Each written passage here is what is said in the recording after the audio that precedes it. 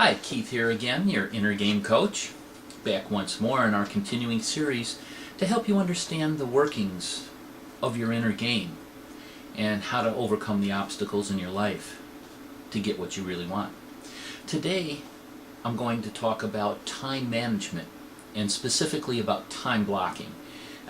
This has really helped me to become more efficient, get more done in less time.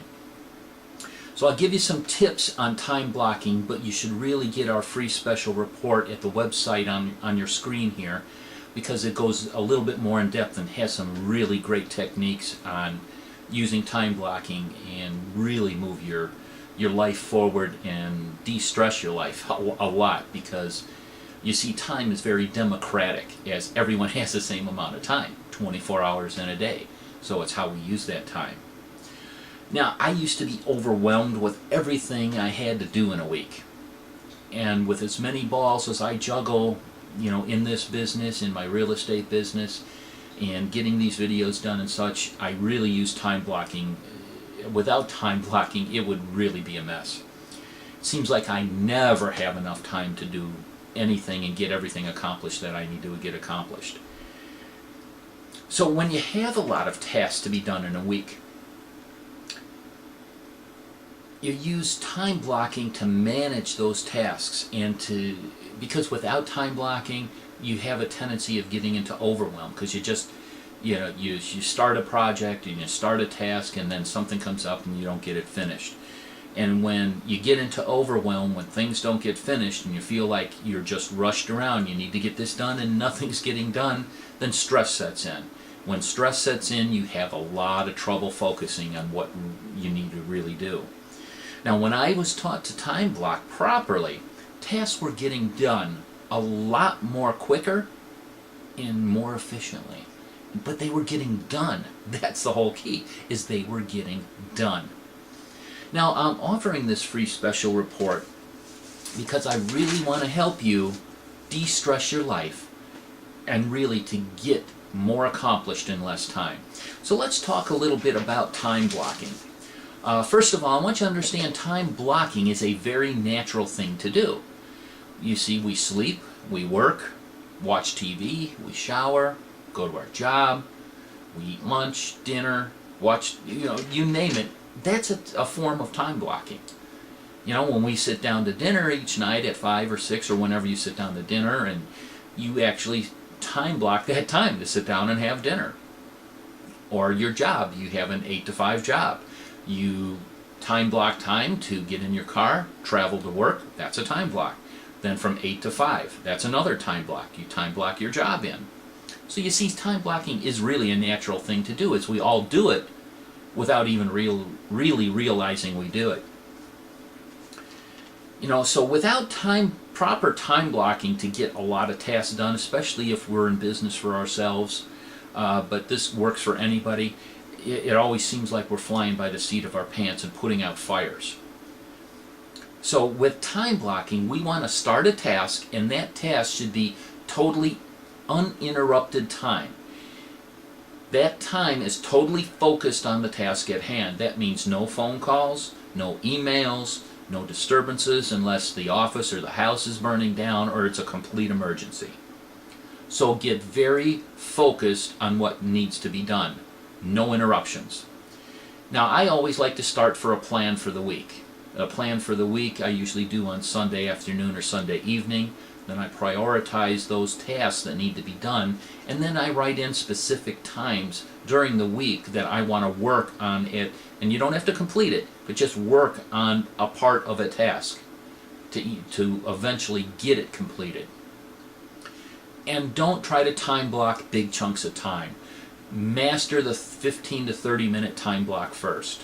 So you want to time block something between 9 and 9:15 or 9 or 9:30 or whatever your time block is. So smaller chunks of time, because that's less of a chance of being interrupted in those smaller chunks of time. And be specific about what you want to do with your time blocking. So on Sunday night, when you set your time blocks up, let's say you want to use marketing from 9 to 9:15 or 9 to 9:30. You want to do marketing. So what specifically do you want to market? Are you picking out new lists to market to? Are you doing mailings at that time? Are you, writing out new sales letters? Or say you want to do return seller calls. Who specifically do you want to call back? This eliminates any time-wasting activities to get the most productive time out of that 15 to 30 minutes. Be specific before you start your time block. Also be focused and flexible. Again, no interruptions. You let your secretary know, or your admin person, or whoever it is that could interrupt you, not to interrupt you during that time unless it's a complete emergency. And also be flexible. Say you have a sales appointment, you got a call the previous day, and the only time they can see you is 10 a.m. the next morning, and you have a time block for sales meetings that day. Move the sales meeting.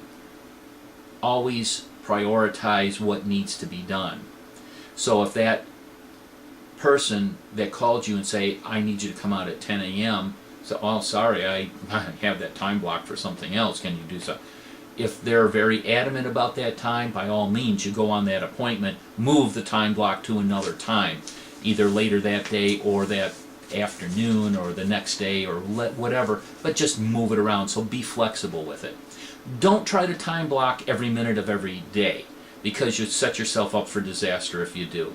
Allow times in between time blocks. So maybe you want to do 9 to 9:30 for a certain time block. Maybe you want to leave 9:30 to 10 open to maybe get a little bit other things done here, or catch up on emails, or make a phone call, or accept calls during that time. So don't try to just time block every minute of every day, because that'll be a total disaster. Now, I like to use a whiteboard and timer for my time blocks. One of those dry erase boards. Not the big ones, not the little ones, more medium-sized ones. And I use this artist tape, 1/8" wide artist tape that you can find at Michael's or something.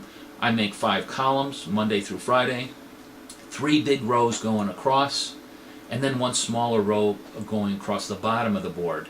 The row across the bottom of the board is for my goals for the next 30 days, that month, and also the next 90 days, and then my yearly goal also. So I like to keep that in front of me. And the other ones, that's where the bigger rows going across, that's where you write in your time blocks.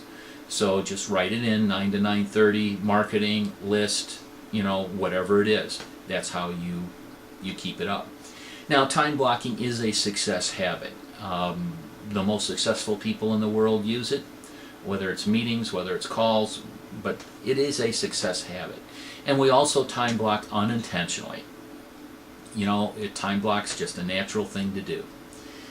So if you stay disciplined to your time blocking and just try it for 30 days, you're going to see a huge impact in your life, and you're going to be surprised how much you can get done in less time.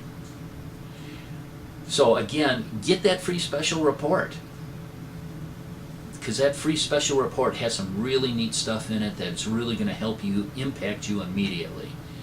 Just go to that website that you see on your screen right now, and next video will probably be on victim versus accountability, because we all need to be accountable for where we are in life right now.